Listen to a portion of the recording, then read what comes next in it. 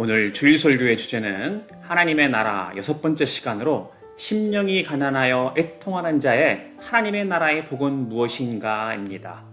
성경 말씀은 마태복음 5장 3절부터 4절입니다. 심령이 가난한 자는 복이 있나니 천국이 그들의 것이미요, 애통하는 자는 복이 있나니 그들이 위로를 받을 것이미요. 아멘. 한참 모든 것이 자신만만하고 열정적인 젊은 시절이 누구에게나 대개는 있습니다. 젊기에 어떠한 도전이나 시작이 두렵지 않고 해볼 만한 것이라 생각합니다. 설사 어떠한 어려움이나 도전이 다가온다 할지라도 반드시 이겨내리라 다짐하며 열정을 불태우고 자신을 향한 채찍질과 노력으로 목표에 이르고자 합니다. 이러한 자기 성취를 목표로 도움을 주는 책들을 이른바 자기계발 도서라 하여 별도의 섹션이 있을 정도입니다. 베스트셀러 목록에는 항상 이러한 자기계발 분야의 책들이 순위권에 여러 책들이 올라와 있습니다. 특히 청소년이나 젊은이들 뿐만 아니라 여러 비즈니스맨들이나 세일즈맨들을 위한 도서로 추천되는 책들입니다. 실제로 각급 학교나 비즈니스 세미나 등의 가장 우선순위로 초청되는 강사는 바로 이러한 도서들의 저자이거나 자기계발 분야의 명연설가로 유명한 사람들입니다. 그들은 자신은 어떻게 목표를 설정하고 어떠한 노력을 하였으며 여러 고난과 어려움 속에서 어떻게 그것을 이겨냈는지, 또한 이러한 노력의 결과로 어떠한 성공을 가져왔는지에 대해 말합니다. 그리고는 대개 자신이 얻게 된 사회적 명성과 부에 대해 자랑하며 그것은 자신의 노력의 대가였기에 누릴 만한 것이라는 당위성을 강조합니다. 그러면서 부연하기를 자기도 해냈으니 여러분들도 할 수 있다며 자긍심과 성취 동기를 자극하여 청중으로부터 박수 세례를 받으며 내려오는 것이 일반적인 이러한 세미나나 강연의 모습입니다. 그리고 이러한 책이나 강연에 고취된 사람들은 이렇게 자기 자신을 채찍질하며 세상을 향한 성공을 다짐하고 이것을 자신의 인생에 제일 가는 목적으로 삼고는 합니다. 이것이 바로 세상적인 가치관으로 드러나는 세상 풍조와 초등학문이라는 우상에 따라 사는 대사주 사람들의 모습입니다. 심지어는 교회에서도 이러한 세상적인 방식으로 성도들을 고취시켜 하나님이 여러분들을 도우시고 세상에서 성공할 수 있다고 설교하며 이른바 세속적인 부흥을 이끌었던 때가 있었습니다. 실제로 이름만 대면 여기저기 불려다니던 교계에 여러 유명한 부흥 강사들이 있었고 이러한 강연과 부흥회를 주최하며 메가처치가 되었던 교회들이 지금도 여전히 남아 있습니다. 세상의 가치관으로 교회를 외형적으로 물질적으로 숫자로 키워낸 목회자들을 이른바 능력 있는 사역자로 여기는 것입니다. 이러한 대형 교회들은 성도들의 이목을 집중시키는 종교 서비스를 제공하기 위해 더 열심히 노력합니다. 여러 세미나나 프로그램을 계속해서 기획하고 또 여러 오락거리나 콘서트를 열어서 사람들을 불러 모읍니다. 그리고 이러한 종교 서비스에 만족하기 때문에 사람들은 더욱 이러한 교회로 몰려듭니다. 전형적인 자본주의 방식이 교회에도 적용되는 것입니다. 이것이 이른바 번영신학, 형통신학이 교회에 강력하게 영향을 끼친 모습입니다. 요즘 중소마켓이나 각종 소매점들이 점차 주위에서 사라지고 있는 것은 서비스가 좋고 큰 유통체인이나 대형 온라인 서비스를 선호하는 소비자들의 성향 때문입니다. 이러한 이유로 중소형 비즈니스들이 점차로 사라져 상업용 부동산 시장이 안 좋아지고 있다는 상황이 나올 정도입니다. 각종 편의시설과 주차장, 다양한 서비스를 제공하는 대형 업체들만 살아남는 것입니다. 전형적인 자본주의 부익부 빈익빈 현상이 일반화되어 가고 있습니다. 이러한 현상들이 경제학에서 말하는 자본주의가 무르익을 때 나타나는 독과점 현상입니다. 이것을 최소화하기 위해 정부가 정책적으로 여러 조치를 취하지만 전체적인 대세는 꺾을 수 없는 것이 일반적입니다. 자본주의 경제 자체가 공정 경제 하에서 경쟁 하에서 살아남는 자들만 인정하는 체제이기 때문입니다. 이러한 현상들이 교계에도 나타나고 있습니다. 동네에 있는 중소형 교회들도 점차로 위축되거나 사라지고 심지어 아이들이 있는 학부모들도 아이들에게 좋은 교육 환경을 제공해야 한다는 이유로 대형 교회를 선호합니다. 그렇다 보니 세상이나 교회나 할 것 없이 선호하는 것은 세상에서 외형적으로 물질적으로 성공하는 비즈니스를 해야 한다는 결론에 이르게 됩니다. 이러한 세상 풍조와 초등학문이 당연한 것이고 추구해야 할 바라고 생각하는 사람들에게는 오늘 본문에서 예수님이 말씀하시는 하나님의 나라의 복은 참으로 이해하기 쉽지 않은 말씀입니다.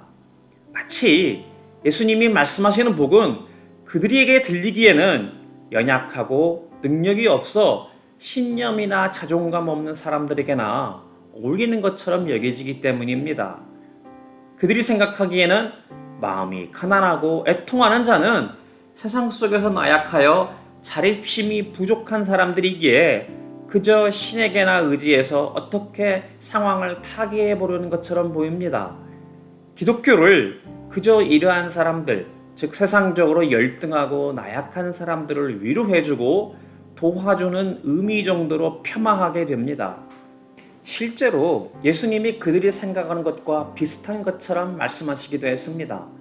마가복음 2장 16절부터 17절입니다. 바리새인의 서기관들이 예수께서 죄인 및 세리들과 함께 잡수시는 것을 보고 그의 제자들에게 이르되 어찌하여 세리 및 죄인들과 함께 먹는가? 예수께서 들으시고 그들에게 이르시되 건강한 자에게는 의사가 쓸데없고 병든 자에게라야 쓸데있느니라. 나는 의인을 부르러 온 것이 아니요 죄인을 부르러 왔노라 하시니라. 다시 말해서 예수님이 주고자 하는 복을 받기 위해 나오는 사람들은 세상적으로 유능하고 자신감이 넘치며 어떤 성과를 이루어낸 자들이 아니라 자신이 생각하기에 영적으로나 도덕적으로 혹은 능력이나 육체적으로도 온전하지 않아 예수님이 도움이 아니고서는 해결 방법이 없는 사람들이기 때문입니다. 그래서 세상의 가치관을 가지고 있는 사람들, 특히 자신감과 자기 성취라는 신념에 가득 차 있는 사람들이 보기에는 기독교는 세상의 약자들이나 스스로의 문제를 해결하지 못한다고 생각하는 부정적인 의존주의자들에게나 어울리는 것처럼 여깁니다. 즉 자신들은 스스로 자신의 문제를 해결할 수 있으며 자아 판단과 자아 추구를 통한 자기 성취를 자신의 신념으로 삼는 자들입니다. 그렇기에 굳이 기독교가 말하는 복이나 법, 가치관이 필요 없을 뿐만 아니라 오히려 해가 된다고 생각합니다. 인간의 자존감, 자기결정, 자립의식을 가장 중요한 가치관으로 생각하는 자기중심주의자, 인본주의자이기 때문입니다. 아니면 굳이 이러한 복잡한 자기 규정 따위조차도 필요 없고 그저 교회를 교제나 친교를 위한 일종의 소셜 클럽이나 또 하나의 고상한 지적, 종교적 취미 정도로 여기는 수준에서 크게 벗어나지 않는 것입니다. 그렇기에 종교 소비자로서 기왕이면 종교 서비스의 종류가 많고 많은 사람들이 모이는 대형 교회가 그들이 선호하는 모습이 될 수밖에 없습니다. 그저 소비자 입장에서는 대형 마켓과 유통체인, 심지어는 온라인 서비스까지 완벽한 곳이 좋기 때문입니다. 그렇다면 진지하게 기독교 신앙을 탐구하고 추구하며 하나님 앞에 나오겠다는 사람들에게 오늘 예수님이 말씀하시는 산상수훈에서 나타나는 첫 번째 복인 심령이 가난한 복은 어떤 의미입니까? 먼저 첫 번째는 세상 가치관이 추구해야 하는 것으로 당연하게 여기는 풍조와 초등학문이 과연 인간에게 맞는 것이요 당위성이 있는 것으로 여겨질 만한 것인지를 정확히 따져봐야 합니다. 인간은 어릴 때로부터 자라날 때 스스로 일어나야 한다는 자립심에 대한 교육이 당연한 것으로 여깁니다. 문명사회에서 다른 사람에게 폐를 끼치지 않고 스스로 살아내야 한다는 독립을 비로소 성인이 되었다는 표지로 여깁니다.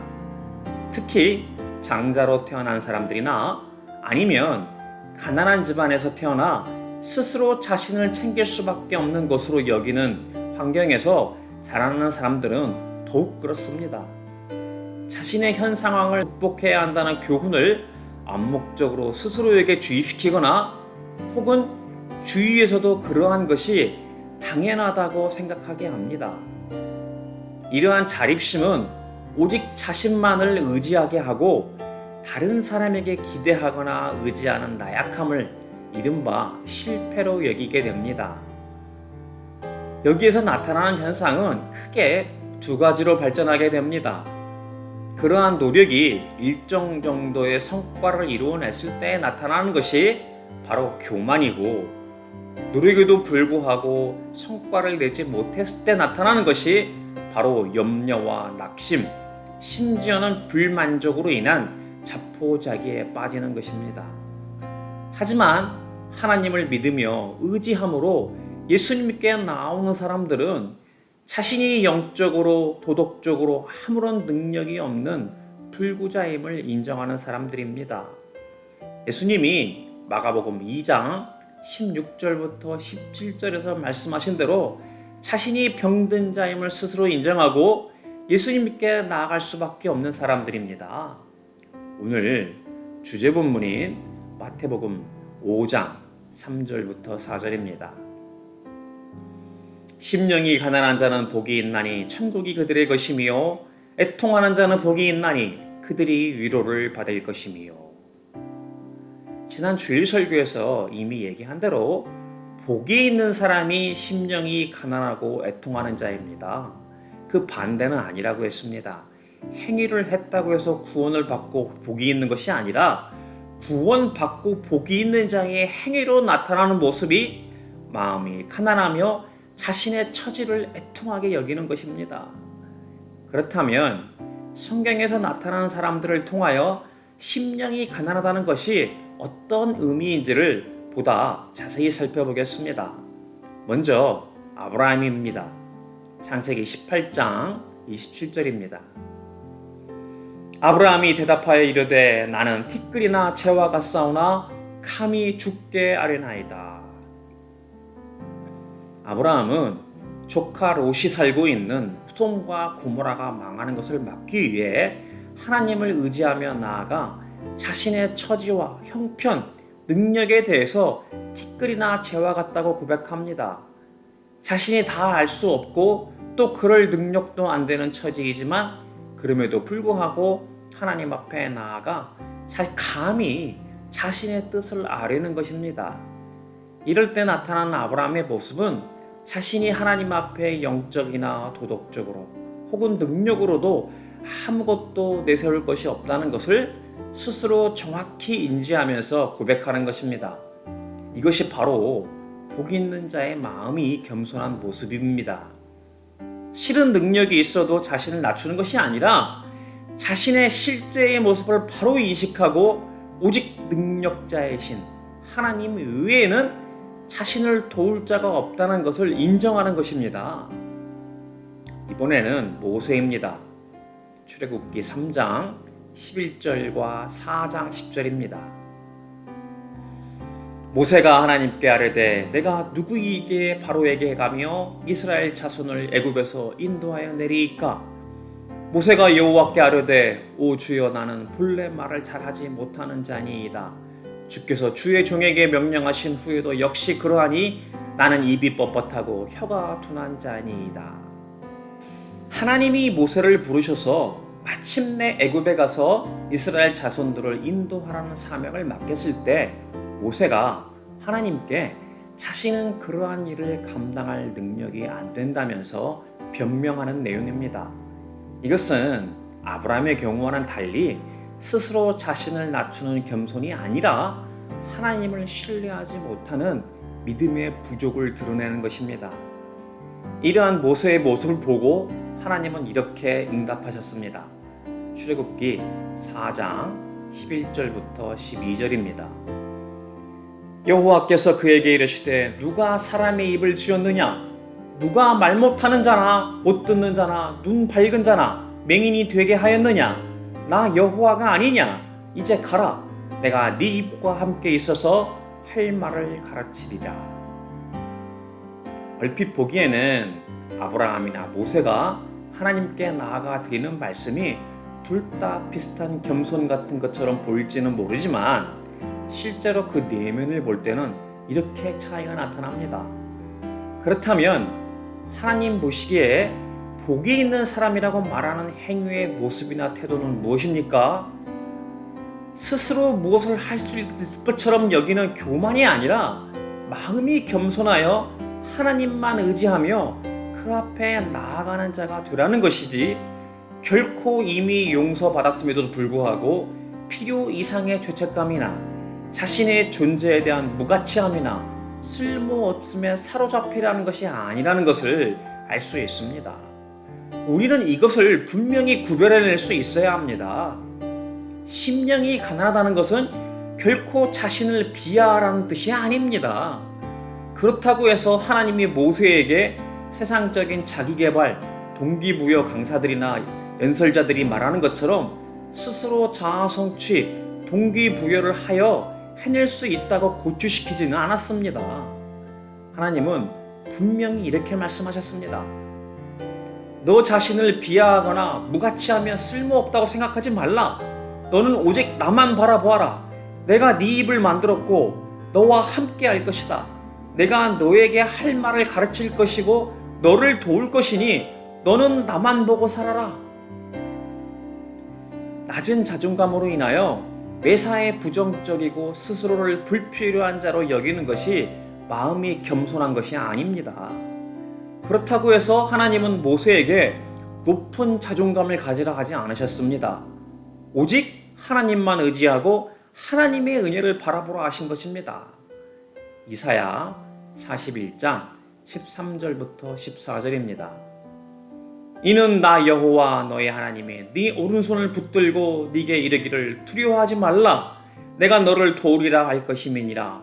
버러지 같은 너 야곱아, 너희 이스라엘 사람들아, 두려워하지 말라. 나 여호와가 말하노니 내가 너를 도울 것이라. 네 구속자는 이스라엘의 거룩한 이인이라.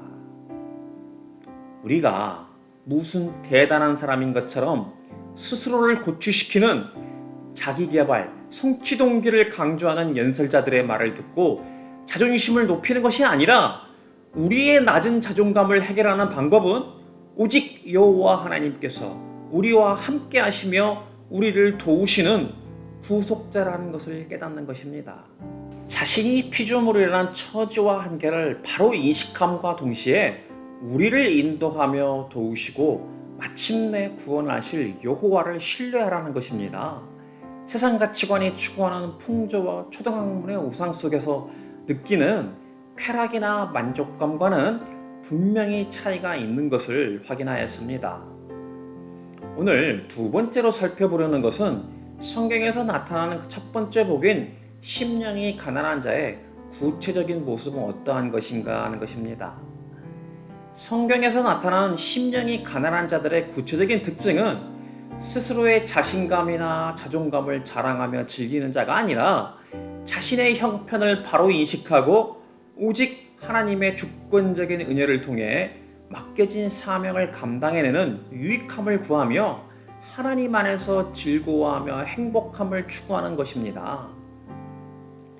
단순히 어렵고 힘든 상황이나 죄에 빠진 상황 속에서 자신의 연약함을 고백하는 수준을 넘어서서 하나님이 맡기는 사명 속에서 하나님의 주권적인 은혜를 구체적으로 신뢰하며 감당하는 것을 말합니다.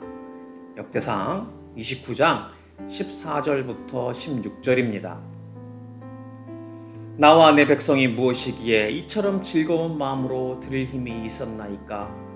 모든 것이 주께로부터 말미암았사오니 우리가 주의 손에서 받은 것으로 주께 드렸을 뿐이니이다. 우리는 우리 조상들과 같이 주님 앞에서 이방 나그네와 거류민들이라. 세상에 있는 날이 그림자 같아서 희망이 없나이다. 우리 하나님 여호와여, 우리가 주의 거룩한 이름을 위하여 성전을 건축하려고 미리 저축한 이 모든 물건이 다 주의 손에서 왔사오니 다 주의 것이니이다. 다윗은 하나님의 성전을 자신이 직접 짓지는 못하게 하셨지만 아들 때인 솔로몬의 때에 짓게 하시는 하나님의 뜻에 순종하며 그것을 위해 미리 저축하여 후에 성전을 지을 수 있도록 준비하였습니다. 그러면서 자신의 능력으로 이러한 것을 해냈다고 말하는 것이 아니라 오직 하나님의 손에서 나왔고 전부 주님의 것이라 고백하였습니다. 즉, 세상 가치관에 따라 자기 개발과 자아 성취를 통한 자존감을 드높이는 세상 풍조와 초등학문에 따라 사는 것이 아니라 오직 하나님의 주권적인 은혜에 사로잡히는 것입니다. 우리의 모든 선행이나 사명 가운데 나타나는 업적을 자신의 것이나 능력이라 생각하지 않는 것입니다. 이 모든 것들이 전부 하나님이 주권적으로 우리에게 허락해 주셔서 이룰 수 있었음을 실제로 인정하고 고백하는 것이 바로 복 있는 자의 모습입니다. 그렇게 우리는 하나님의 주권적인 은혜를 깨닫게 되었을 때 오직 심령이 가난한, 즉 마음이 겸손한 자의 모습이 나타나게 됩니다. 그때 우리를 복이 있다 하신 것입니다. 성경에서 이러한 모습이 나타나는 사람을 확인해 보겠습니다. 세례 요한이 예수님에 대해 말한 부분입니다. 요한복음 1장 27절과 3장 30절입니다. 곧 내 뒤에 오시는 그이라 나는 그의 신발끈을 풀기도 감당하지 못하겠노라 하더라. 그는 흥하여야 하겠고 나는 쇠하여야 하리라 하니라. 세례 요한은 예수님과 외가적으로 친척이었습니다. 그리고 분명히 인간적으로는 예수님보다 먼저 태어나서 이미 사역을 하고 있던 선배라 할 수 있었습니다. 하지만 그는 분명히 자신의 사명의 영역과 한계를 바로 알고 예수님이 누구이시라는 것을 깨달았으며 예수님의 공생의 사역을 예비하는 자로 살았습니다. 결코 자신을 내세우거나 스스로의 능력을 과신하지 않았습니다. 오직 마음이 겸손하여 예수님의 사역을 준비하는 자로서 끝까지 자신의 사명을 감당하였습니다. 그렇기에 예수님은 그에 대해서 마태복음 11장 11절에서 이렇게 말씀하셨습니다. 내가 진실로 너희에게 말하노니 여자가 낳은 자 중에 세례 요한보다 큰 이가 일어남이 없도다. 예수님이 세례 요한에 대해서 평가한 말씀입니다. 그렇다면 왜 예수님은 그렇게 말씀하셨습니까? 마가복음 9장 35절입니다.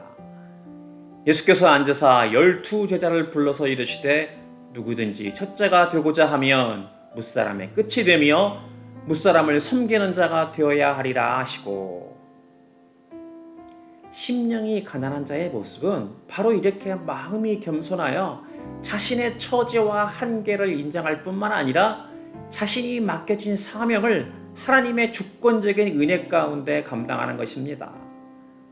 사도 바울의 모습을 통해서도 확인해 보겠습니다. 로마서 7장 18절과 고린도 후서 4장 7절입니다. 내 속 곧 내 육신에 선한 것이 거하지 아니하는 줄을 아노니 원함은 내게 있으나 선을 행하는 것은 없노라. 우리가 이 보배를 질그릇에 가졌으니 이는 심히 큰 능력은 하나님께 있고 우리에게 있지 아니함을 알게 하려 함이라. 우리의 구원이 하나님의 주권적인 은혜로 인해 믿음으로 말미암아 시작되었지만 성화의 과정 가운데 나타나는 모습은 결코 자신의 선함을 내세울 수 없는 형편이라는 것을 고백하게 됩니다. 어쩌다가 선한 모습을 보이는 것 같다가도 수시로 옛 육신의 죄된 성향이 나타나는 것을 보게 되기 때문입니다. 하지만 그럼에도 불구하고 자신의 어리석음과 죄책감이나 자신의 존재에 대한 무가치함이나 쓸모없음에 사로잡히는 것이 아니라 하나님 앞에 나와 자신이 깨어지기 쉬운 질그릇 같으나 예수님으로 인해 보배를 갖게 되었고 이제 하나님의 거룩함을 닮아가며 맡기시는 사명 가운데 감당하는 것은 우리가 아니라 오로지 하나님의 능력 가운데 있다는 것을 고백하는 것입니다. 오늘 세 번째로 살펴보려고 하는 것은 이렇게 심령이 가난한 상태에 대해서 보다 깊게 부연해서 설명하는 두 번째 복인 애통하는 자의 모습입니다. 왜냐하면 심령이 가난하여 자신의 부족함과 죄책감 또는 여러 실패와 무력감, 자격이 없음을 느끼는 자는 단순히 무가치함이나 쓸모없음에 빠져 자포자기하는 것이 아니라 이러한 처지와 형편을 슬퍼하며 오직 하나님의 은혜만 갈구하기 때문입니다. 그렇게 심령이 가난한 모습은 애통하는 모습으로 구체화되는 것을 알 수 있습니다. 이렇게 자신의 처한 처지와 형편을 바로 이해하고 하나님 앞에 나와 애통하는 자가 바로 하나님의 위로를 받을 것입니다. 성경은 심령이 가난하여 마음에 애통하는 자를 위로하시는 하나님의 모습에 대해서 여러 곳에서 나타내고 있습니다. 몇 군데를 살펴보겠습니다. 다윗의 시편 23편 4절입니다. 내가 사망의 음침한 골짜기로 다닐지라도 해를 두려워하지 않을 것은 주께서 나와 함께 하심이라. 주의 지팡이와 막대기가 나를 안위하시나이다. 하나님의 나라의 복은 그저 우리의 삶 가운데 시련과 고난을 없애주고 회피하게 해주는 것이 아닙니다. 설사 예수님을 따라가는 믿음의 길을 갈 때 사망의 음침한 골짜기를 걷게 된다 할지라도 하나님께서 우리와 함께 동행하시며 주의 지팡이와 막대기가 우리를 지키실 것이기에 해를 두려워하지 않을 때 마침내 하나님의 위로를 얻게 됩니다. 고린도후서 1장 3절부터 6절입니다.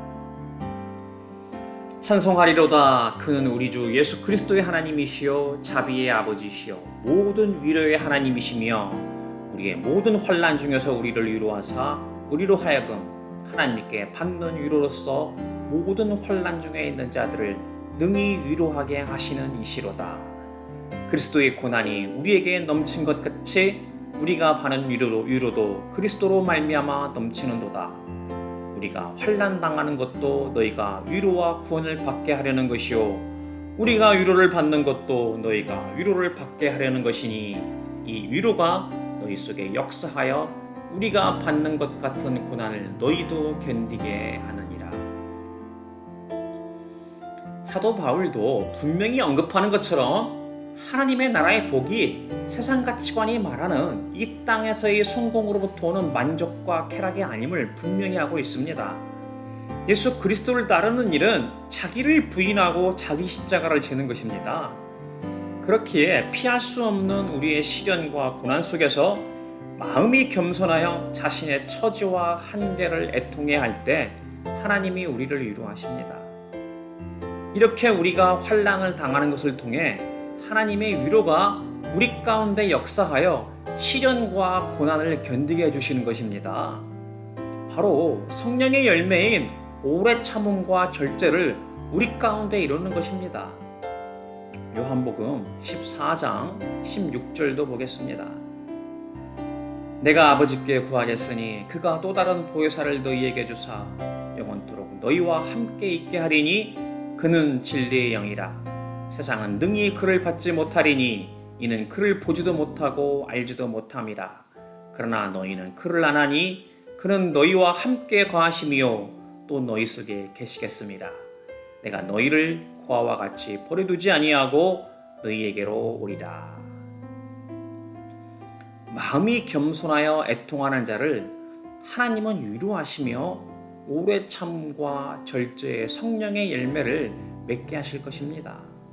예수님은 승천하실 때 제자들에게 약속하신 것처럼 오순절에 성령님이 강림하심으로 진리의 영이 우리와 함께 하시게 되었습니다. 이때 예수님이 성령님의 이름을 보혜사라 하셨습니다. 한자어로도 나타나지만 우리를 보호하고 은혜를 베푸시는 분이라는 뜻입니다. 헬라 언어는 파라클레토스라 합니다.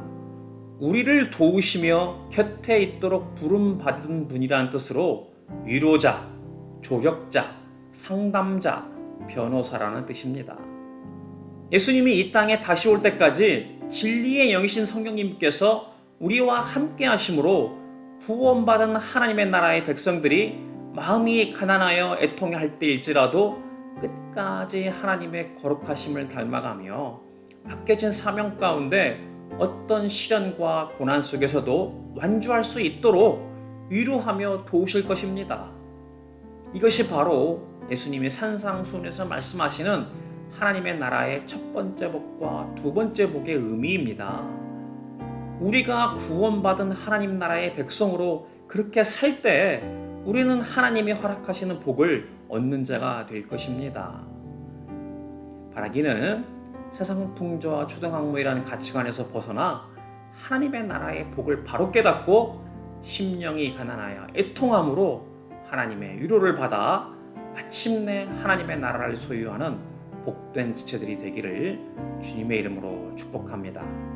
마지막으로 복음 찬송 마음이 상한 자들 가볍게 찬양하고 기도함으로 마치겠습니다.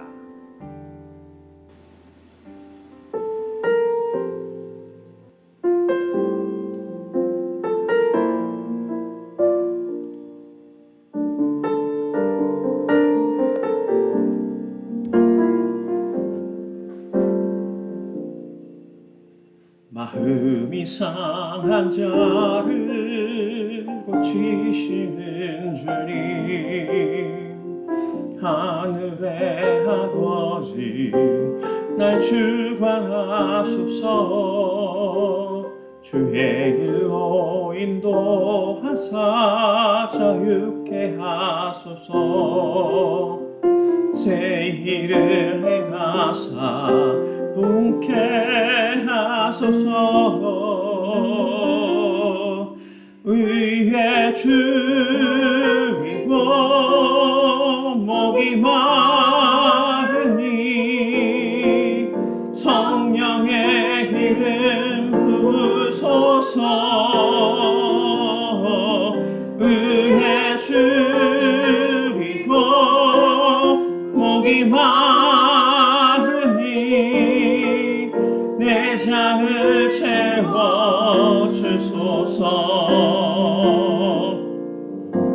성령으로 채우사 주보게 하소서. 주의 힘제 속에 은혜 알게 하소서. 주 뜻대로 살아가리 세상 끝날까지. 나를 믿으시고 새날 열어주소서.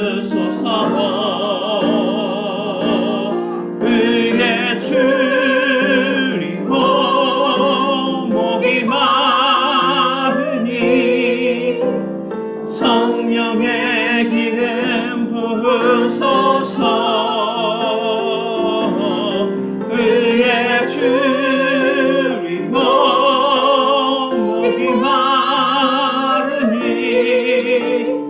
내 장을 채워주소서.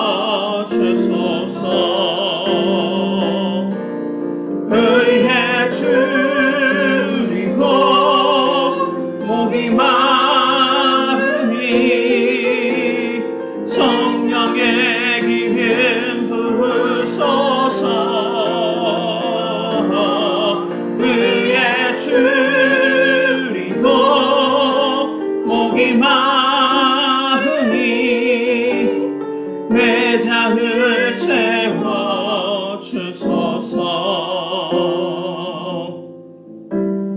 내 장을 채워주소서.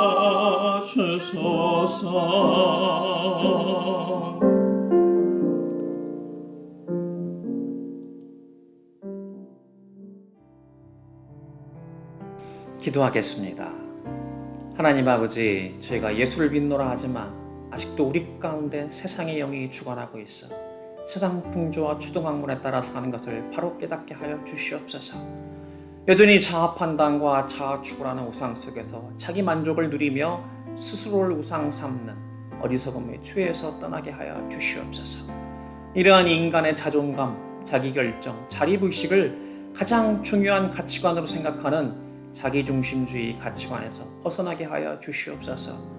그리하여 오직 심령이 가난하여 애통하는 자가 되어 자신의 형편을 바로 인식하고 오직 하나님의 주권적인 은혜를 사모하는 하나님 중심주의자가 되게 하여 주시옵소서. 그렇게 이제 하나님의 거룩하심을 닮아가며 하나님 안에서 맡기신 사명을 감당해는 유익함을 구하며 즐거워하는 자가 되어 마침내 하나님의 나라를 소유하는 자가 되게 하여 주시옵소서. 지금은 우리를 구원하신 예수 그리스도의 은혜와 우리를 택하고 부르시는 하나님의 사랑과 선포되어진 말씀을 깨닫도록 조명하고 중보하시는 성령님의 교통하시고 감동감화 역사하심이 오늘도 주신 말씀 가운데 자아만족과 자기 성취를 추구하는 자기중심주의자가 아니라 오직 심령이 가난하여 애통하는 자가 되어 하나님의 주권적인 은혜를 사모하는 하나님 중심주의자가 되는 모든 성도들의 머리 위에 지금부터 영원까지 함께 하시기를 예수님의 이름으로 축복하며 기도드립니다. 아멘.